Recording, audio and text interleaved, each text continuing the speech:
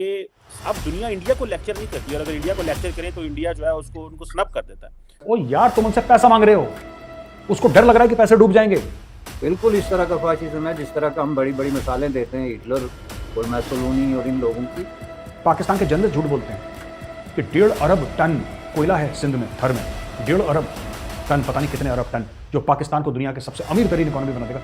और ये पहली दफ़ा तारीख में हो रहा है कि पाकिस्तान की मिलिट्री के खिलाफ पाकिस्तानी ही बैरून मुल्क जो हैं उन्होंने फ़ौज को आइसोलेट कर रही है, फ़ौज को ये बताने के लिए कि आप इमरान खान के साथ गलत कर रहे हैं। ये सवेरे धमकियां देते हैं आईएमएफ को, शाम को उनके पैर पकड़ते हैं। नमस्कार दोस्तों, आईएमएफ ने पाकिस्तान को एक बार फिर से कर्जा देने से मना कर दिया है, क्योंकि पाकिस्तान आईएमएफ को अपनी आंखें दिखाता है और शाम को उनके पांव पकड़ लेता है। और पाकिस्तान के मंत्री अपनी जनता को कहते हैं हमें आईएमएफ के कर्जे की जरूरत नहीं है, हमारे पास बहुत ज्यादा पैसा है। मतलब इनके पास आटा खरीदने के पैसे नहीं है और बड़ी बड़ी बातें करते हैं। क्योंकि जितने पाकिस्तान के प्रधानमंत्री हुए हैं सारे करप्शन के केस में फंसे हैं, जितने वहाँ पर जनरल है सारे के सारे अमीर है, और वही पाकिस्तान की जो जनता है वो भूखी मरती है। तो आगे पाकिस्तानियों का रिएक्शन देखिए आप क्या बोला इस पर, और गौरव आर्य का। अब दुनिया इंडिया को लेक्चर नहीं करती और अगर इंडिया को लेक्चर करें तो इंडिया जो है उसको उनको स्नब कर देता है, जवाब देता है, वीज़े नहीं देता। पाकिस्तान को आज भी वो लेक्चर कर रहे हैं और यूएस कांग्रेस भी इसमें उमड़ पड़ी है, अदारे भी उमड़ पड़े हैं।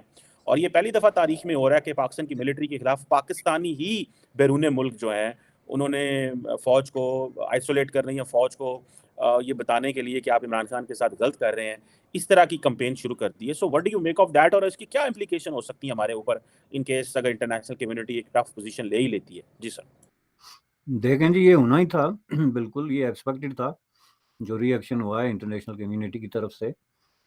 बल्कि मुझे हैरत इस बात पे होती है कि ये जो लोग हुकूमत में बैठे हुए हैं, ये 12-13 पार्टियां, इनके जो एक्सल लीडर्स हैं वो अपने आप को विक्टिम क्लेम करते हैं और कहीं तो अपने आप को कोई ह्यूमन राइट्स के चैंपियन, हमने जेलें काटी जी, हमने जमहूरियत के लिए कुर्बानियां दी, हमने वो किया, और जो कुछ वो कर रहे हैं इज़ अनबिलीवेबल। इसका हरगिज़ मतलब ये नहीं कि इमरान खान ने क्या सही किया या गलत किया, इस पे कोई बात नहीं कर रहा है। उसने जो कुछ भी किया उसकी जो मैग्नीट्यूड है और जो उसका पूरा मिकदार है उसके मुताबिक ज़ाहिर है जो ड्यू प्रोसेस ऑफ लॉ है उसके मुताबिक उसको ट्रायल पे जाना चाहिए, इससे कोई इनकार नहीं करता। लेकिन ये जिस तरह के ये टैक्टिसेस इस्तेमाल कर रहे हैं और ये आपने खुद देखा कि लोगों को जो है वो एक बंदे को छोड़ा फिर गिरफ्तार किया। ये कानून के दायरे में वो कह के कहते हैं जी कि एक को कोर्ट ने बेल कर दिया, हमने छोड़ दिया, लेकिन इसके खिलाफ दूसरा केस था तो हमने पकड़ लिया। देखें, ये जो मैंने बहुत दफ़ा अर्ज़ किया कि कानून में, डेमोक्रेसी में, इन चीज़ों में एक बड़ी फ्लेक्सिबिलिटी है, क्योंकि ये सारे टूल्स जो हैं ये सोसाइटी एट लार्ज जो है उसके साथ डील करने के लिए बनाए गए हैं। ये रिजिड नहीं हो सकते, ये अगर आप रिजिड बनाएँगे तो आप चल ही नहीं सकते, क्योंकि सोसाइटी जो है उसमें बड़ी डाइवर्सिटी होती है, उसके कई रंग होते हैं, कई पहलू होते हैं।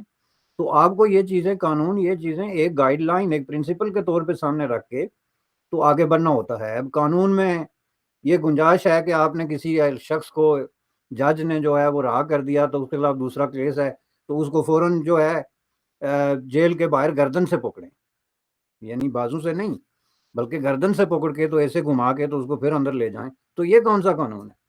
ये फ़ाशिज़्म है। और मैं आपको बता दूँ कि ये बिल्कुल इस तरह का फ़ाशिज़्म है जिस तरह का हम बड़ी-बड़ी मिसालें देते हैं हिटलर और मैसोलिनी और इन लोगों की। फ़र्क सिर्फ़ इतना है कि उस वक़्त ज़माने मुख्तलिफ थे और एक तो सादम की कैफ़ियत डिफरेंट थी। फाइनेंस एंड रेवेन्यू पाकिस्तान की बात कर रहा हूं, इनका नाम है आयशा गौस पाशा। इसने बोला है कि भाई ये जो आईएमएफ का मिशन चीफ है पाकिस्तान में, नाथन पॉटर, इसने जो पाकिस्तान की पॉलिटिकल सिचुएशन के बारे में बात करी वो एक्स्ट्रॉर्डनरी है, और बोला है कि आप इंटरवीन ना करें, पाकिस्तान के मामले में दखलंदाजी ना करें।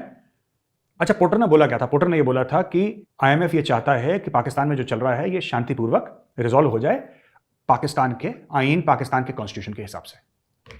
पाकिस्तान में जो दंगा फसाद चल रहा है वो पाकिस्तान के आईन के हिसाब से रिजॉल्व हो जाए, बस यही बोला। क्योंकि आईएमएफ पैसा दे रहा है, आईएमएफ को भी लग रहा है फिर पैसा डूब जाएगा। 22 बार तो ये लोग हमें चूना लगा चुके हैं, 23वीं बार भी लगा देंगे हमें चूना। तो उसने सिर्फ ये बोला कि यार जो भी चल रहा है आप लोग अपने कॉन्स्टिट्यूशन के हिसाब से। इसमें क्या गलत बोल दिया? उसने ये थोड़ा ना बोला कि आईएमएफ की मर्जी से करो या अमेरिका बहादुर की मर्जी से करो। उसने बोला जो आपने खुद अपने आप को कॉन्स्टिट्यूशन दिया है आप उसके हिसाब से कर दो। अच्छा, ये पाकिस्तानियों का ना कुछ है, there is some mental problem, schizophrenia type का है, स्प्लिट पर्सनैलिटी। ये सुबेरे धमकियां देते हैं आईएमएफ को, शाम को उनके पैर पकड़ते हैं, फिर सवेरे धमकियां देते हैं। इशाक डर जो इनका फाइनेंस मिनिस्टर है, कभी ये कहता है हमें जरूरत ही नहीं आईएमएफ की, हम तो वसाइलों से मालामाल हैं, हमारे पास एसेट्स ही इतने हैं कि हम गिन ही नहीं पाते, पाकिस्तान के पास सब कुछ है।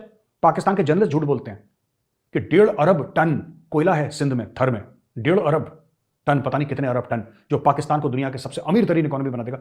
और बड़े बड़े एंकर बोलते हैं झूठ, पाकिस्तान में तेल है, पाकिस्तान में ये है वो है, यानी कि पाकिस्तान में सब कुछ है जिसमें मेहनत ना करनी पड़े। बेसिकली एक दूसरे को झूठ बोलो, यार चिंता मत करो, कल तक कोयला निकल जाएगा, फिर तुम भी करोड़पति, सानू भी करोड़पति, तुसी भी करोड़पति, एवरीबडी करोड़पति, अस्सी भी तुसी भी, everybody Crorepati. That is what they keep on telling each other. फिर झूठ। अब ये देखो, ये जो आयशा साहिबा हैं, ये कहती हैं कि यार you have no business interfering in Pakistan affairs. ओ यार, तुम उनसे पैसा मांग रहे हो, उसको डर लग रहा है कि पैसे डूब जाएंगे। आप, एक घर है जहां पे दंगा फसाद हो रहा है, लड़ाई झगड़े हो रहे हैं, सारे घर वाले एक दूसरे के गरेबानों पे ऐसे उन्होंने हाथ डाल रखे हैं, खून बह रहा है उस घर पे। उस घर का एक बंदा ये कहता है, या पूरा घर डिसाइड करता है कि बैंक से लोन ले लो, तो बैंक ये तो कहेगा कि भाई तुम वापस कैसे दोगे, तुम तो आपस में लड़ रहे हो, काम धंधा तुम्हारे पास है नहीं, नौकरी पे कोई जाता नहीं, 2 रुपए को कमाता नहीं, डेली चाकू लेके एक दूसरे के पेट में तुम चाकू मारते रहते हो, उसके ऊपर से तुम्हें लोन चाहिए। बैंक क्या कहता है उन घर वालों को? कहता है कि यार जो तुम्हारे घर के बड़े हैं ना, जो तुम्हारे घर के बुजुर्ग हैं, उनसे बातचीत कर लो और आपस में बातचीत करके तुम लोग आराम से प्यार मोहब्बत से रहो, लोन हम तुम्हें दे देंगे, लेकिन यार तुम लोग प्यार मोहब्बत, और घर के मामले में बोलना मत बीच में, पैसा ला पहले। और पाकिस्तानी तुम लोन मांग रहे हो, डकैती कर रहे हो।